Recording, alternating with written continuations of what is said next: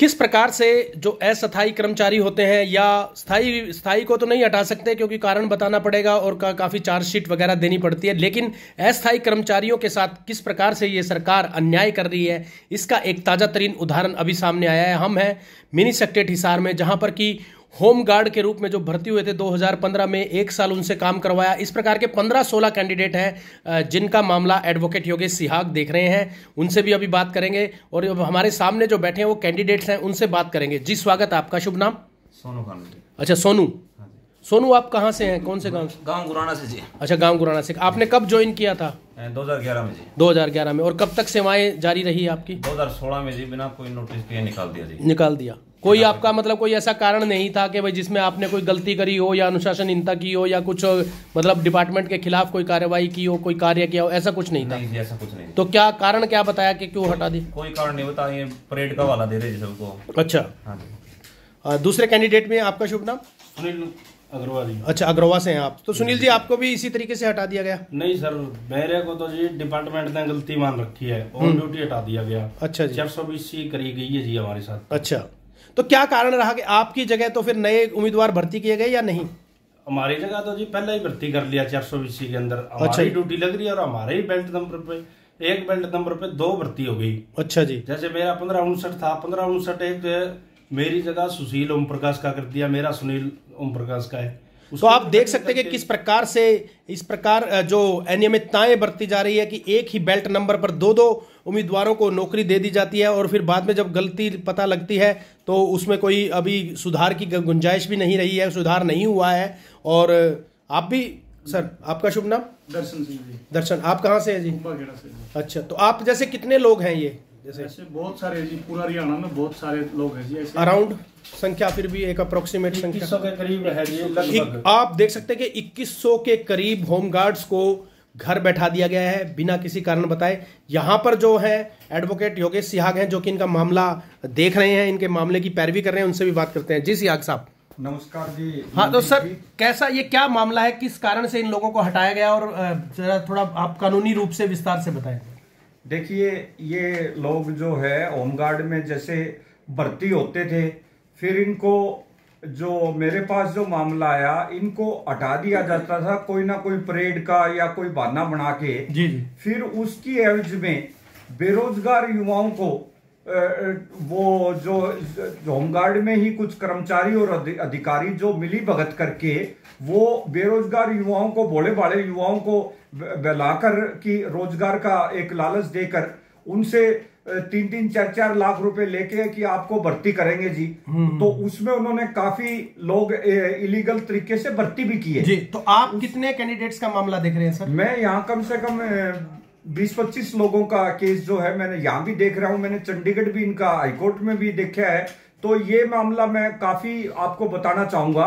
पिछले 2021 जुलाई में माननीय अंतरप्रीत जी की कोर्ट में जो 38 गलत लोगों को भर्ती कर रहे थे उस पे स्टे हुआ जी। रोक लगने के बाद फिर डिपार्टमेंटल इंक्वायरी में 3-4 महीने बाद खुद डिपार्टमेंट के डीजी होमगार्ड ने ये अपनी इंक्वायरी दी थी आईएएस को, आईपीएस को। तो उन्होंने अपनी इंक्वायरी में एडमिट किया है जी कि हमने ये जो है ये लिस्ट थी, ये हमारी गलत थी, फर्जी थी।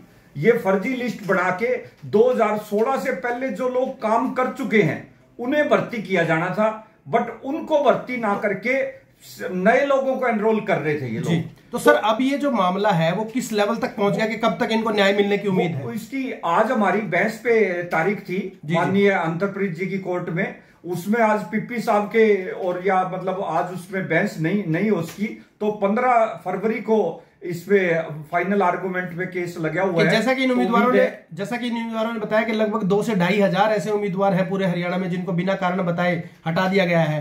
तरह तरह की जैसे कि कौशल विकास रोजगार जो स्कीम है, अलग अलग तरह के फंडाज लाए जा रहे हैं कि लोगों को किस प्रकार से बेरोजगार किया जाए और किस प्रकार अस्थायी लोग रखे जाए, वेतन मतलब ताकि सरकारी कर्मचारी मतलब पक्के कर्मचारी उनको रेगुलर ना करें और हमारे को सारे अस्थायी ही मिल जाए ताकि वेतन भी कम देना पड़े, ना आगे पीएफ देना पड़े, ना पेंशन देनी पड़े। तो इस तरह की योजनाएं लाकर ये सरकार किस प्रकार के कदम उठा रही है, क्या कहेंगे सर?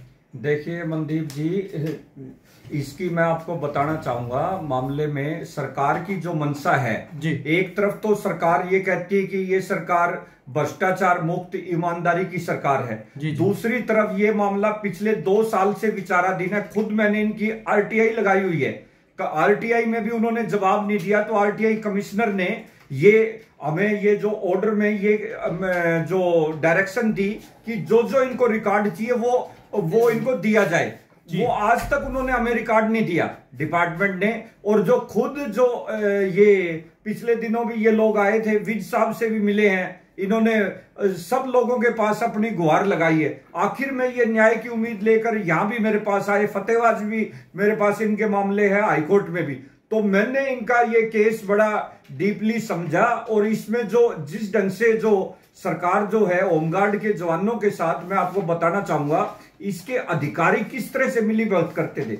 इसमें हर 3 महीने में ड्यूटी का रोस्टर चेंज होता था, तो ये ड्यूटी लगाने के नाम के 1-1 महीने की तनख्वाह इनके अधिकारी लेते थे जी। और डेपुटेशन से दूसरे डिपार्टमेंटों से, जेल और पुलिस डिपार्टमेंट से इस डिपार्टमेंट में रिश्वतखोरी के लिए डेपुटेशन करवा के आते हैं अधिकारी, और फिर भी आज तक सरकार की तरफ से कोई संज्ञान नहीं लिया गया। एक तरफ तो हम विसल ब्लोअर के तौर पे इनका केस लड़ रहे हैं, सारी मेरे पास फैक्ट समेत सारी जानकारी है, लेकिन मेरे से संपर्क करना दूर, कभी भी जो हमने जो डॉक्यूमेंट मांगे आरटीआई से मांगे वो भी नहीं दिए जा रहे। और ये पिछले दिनों विज साहब से भी मिलने हिसार में भी आए थे, तो इन्हें मिलने नहीं दिया जाता। और हर जगह ये चिट्ठी सीएम तक हर जगह अपनी गुहार लगा चुके हैं जी। तो मेरा ये मानना है, जो आपने बात रखी कौशल जो उसकी रोजगार की भी, ये तो सरकार की मंशा जो है इस मामले में बिल्कुल भी स्पष्ट नहीं है। अब जो कॉन्ट्रेक्चुअल भर्ती होती थी वो सिर्फ एक अस्थायी समय के लिए होती थी। आज सरकार ने जो गुजरात का जो पैटर्न जो ये लागू कर रही है गवर्नमेंट, वो जो पिछला पैटर्न ये उठा लिया कि हमने तो रेगुलर एम्प्लॉइज रखने ही नहीं है, हमने तो सिर्फ जो उनको बोला जी हमें तो 10-15 हजार रुपए में लोग मिल रहे हैं। ये बेरोजगारी के साथ एक बहुत बड़ा भद्दा मजाक है, और एक मैं कहना चाहूंगा ये यूथ का एक्सप्लॉयटेशन है जी। उसके साथ साथ सरकार की एक और आपको बताता हूं, जो एचपीएससी और एसएससी में खुद इनके जो सेंटर के मंत्री है डॉक्टर संजीव बाल्यान जी पिछले दिनों हिसार आए थे, वो एडमिट कर चुके हैं कि एडीओ की भर्ती में, वेटनरी सर्जन की भर्ती में बड़ा मतलब घोटाला हुआ है। तो भी उसके बाद भी मैं कल स्टेटमेंट देख रहा था, मुख्यमंत्री की आई हुई थी कि हम एडीओ की दोबारा जो है मेरिट लिस्ट नहीं बनाएंगे। तो तरह तरह के घोटाले हैं मनदीप जी, ये मामला तो बहुत गंभीर है। लेकिन इसमें भी सरकार क्या है कि हर यहां एडमिट एविडेंस में एडमिट करके जा चुके हैं कि हमने जो ये सुनील और इन्होंने बताया कि उसमें अपनी गलती मान रखी है कि हमने इन लोगों को गलत हटाया जी, क्योंकि इन्होंने उनकी जो बात नहीं मानी और जो उनको जो रिश्वत नहीं दी। तो ये एक तरफ जो सरकार कहती है मैं विसल ब्लोअर बन के काम कर रहा हूं और पूरी सरकार को पता है, लेकिन हमारे से तो कभी सरकार ने कोई डॉक्यूमेंट या कोई वो चीज नहीं मांगी। तो ये दिखावा भी क्यों करे झूठा जी, जब 2 महीने से आज जो पूरे प्रदेश में जो बेरोजगारों के साथ जो गवर्नमेंट भद्दा मजाक कर रही है, इससे बड़ा मतलब कहीं भी नहीं है। धन्यवाद सर। तो आप देख सकते हैं कि ये उम्मीदवार यहाँ पर बैठे हैं हमारे साथ, 3 लोग आए हुए हैं अभी। आज इनका वो था डेट थी, लेकिन अब आगे कुछ कारण से आगे अगल फरवरी की 15 फरवरी की डेट मिली है। तो आप देख सकते हैं कि हरियाणा के अंदर किस प्रकार से बेरोजगार युवकों के साथ किस प्रकार का अन्याय हो रहा है, किस प्रकार से शोषण हो रहा है, और जो रोजगार कौशल विकास योजना बना रखी है उसके माध्यम से कम तनख्वाह पर अस्थायी लोग रखे जा रहे हैं ताकि सरकार को अतिरिक्त वेतन ना देना पड़े, उसके खजाने पे कोई बोझ ना पड़े। तो अभ्यर्थी भी कुछ कहना चाह रहे हैं जी, बताइए। यही बताना चाहता हूँ जी, ऊपर से चंडीगढ़ से ऑर्डर भी आए हैं जी, 2 बार आ ली जी हमारे, मैंने को ज्वाइनिंग पुराना को लिया चाहिए, 2019 में भी आई है, 2020 में भी आई जी। तो फिर लिया नहीं लिया जी, वही नई भर्ती कर दी। 19 लोकसभा चुनाव के अंदर लेटर आया हुआ है जी। अगुवाई जितने भी जो गलत हटा रखे पुराने समय सेवक है उन्हीं को इनरोल किया जाए और नया सेवक कोई इनरोल ना किया जाए जी। लेकिन इन्होंने क्या किया जी, पैसे ले लेके नए भर्ती कर लिए और जो पुराने थे उनको कोई ना तो लेटर दिया गया और ना ही संबंधित कुछ टेलीफोन से या कोई सूचना दी गई। ठीक है। और अब हाल घड़ी का भी मैटर है जी, जैसे जो पुराने समय सेवक है इनरोल है, ऑनलाइन रोस्टर लगाया इन्होंने। विद साहब ने ऑनलाइन रोस्टर की शुरुआत की है।